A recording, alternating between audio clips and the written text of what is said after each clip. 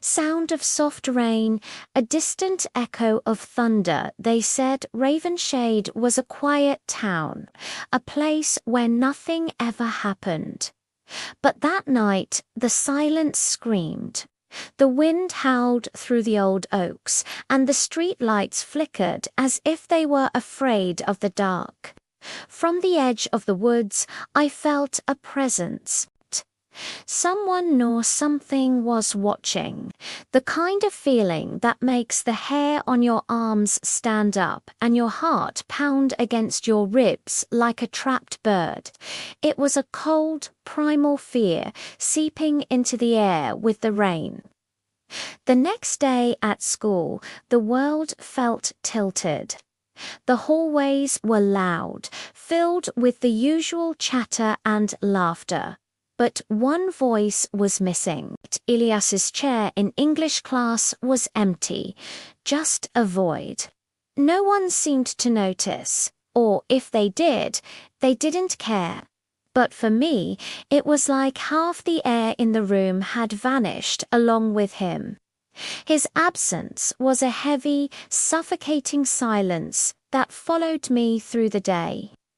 I kept glancing at his empty seat, expecting him to appear, but he never did.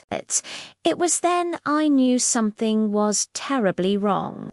I couldn't just sit back and do nothing. After school, instead of going home, I found my feet carrying me toward the edge of town, toward the old woods that bordered Ravenshade. The locals had stories about that place, whispered warnings about getting lost, about the fog that rolled in without warning and moved like it was alive. As I stepped onto the trail, the air grew colder. The mist swirled around my ankles, and every crunch of leaves under my boots sounded like a gunshot in the stillness. I felt like I was crossing a threshold into another world, a place where shadows breathed when you weren't looking and the trees held ancient secrets. I didn't know what I was looking for, but I kept walking deeper, drawn by an invisible thread. That's when I saw it, a glint of silver against the dark, damp earth. I knelt down and brushed away the leaves. It was a pendant shaped like a raven's feather, and it felt as cold as ice in my hand.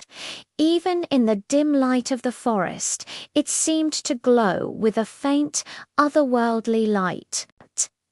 I turned it over, and my breath caught in my throat. Carved into the back, in elegant script, was a single name, Elias. My heart hammered against my chest. Why was this here? What had happened to him? Just as I clutched the pendant, a sound broke the silence. A whisper carried on the wind, so low and broken it was almost lost in the rustle of leaves. Selena, you shouldn't be here. I spun around, my heart leaping into my throat. And then he stepped out from behind a massive oak, emerging from the mist like a ghost.